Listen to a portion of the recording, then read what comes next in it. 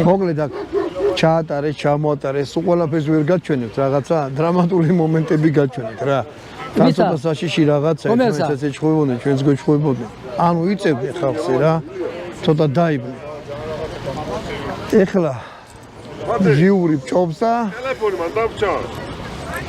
გამოავლის ვინ გაიმარჯვა რომელმაც აღლმა და მაიტა გადვიღალეთ და სურათები და დავძრა კიდეცა. დაველოდო ცოტა ხანს აგე ჟიურმა ჩაიწერა როგორი კბილებია სახე, იხრა მოხრა რა ვიღე რაღაცეები და მაიტა დაიცადე ახლა.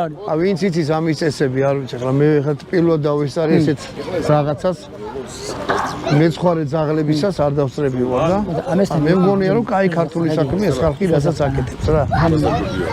გააგვიძეს ქართული ძველი ისრაფია. მე-12 არ ვიცი. გაჩერე და გამაიყვანე გარეთ, სადაც კუცა უწევს. ისი გავიდა მამა ვასილის ზაღლი. ეხლა უკვე გამოვლინდა, ვინ გავიდა პირველი, მეორე, მესამე და ასე შემდეგ დააჯილდოებენ, როგორც მოხდა. ვასილის ზაღლი მეორე ეს ისა. და ეხლა იქნება უკვე დაჯილდოების გამოვლინება და რომელმა ზაღლმა გაიმარჯვა. ესე იგი ხოდები, ხო? ხო, აი პირველი ხუთი, მე ლეკვებში ანუ ყოფილა ეგრე რა, რომ დედალები ცალკე და მამლები ცალკე. რეულად წერია. რა თქვენ რომ გამოაცხადოთ? არ ვიცი ძეპირას, მაგითო გეუბნებით. ნაუდა ჰა, აპრობლემა.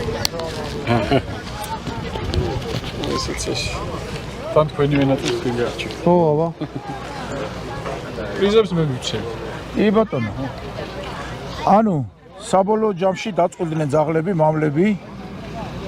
სადაც პირველი ადგილი აიღო ალიბეგაშვილი ბექას ზაღლმა, სახელად თორი.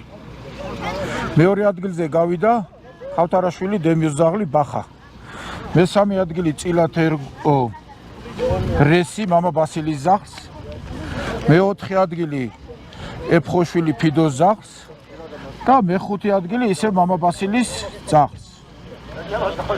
გუნდაის. ეს რაც შეეხება მამლებში. ლეკვებში იყვნენ სულ წარმოდგენილი 2 ლეკვი, რომლებშიც პირველი ადგილი დაიკავა გიორგი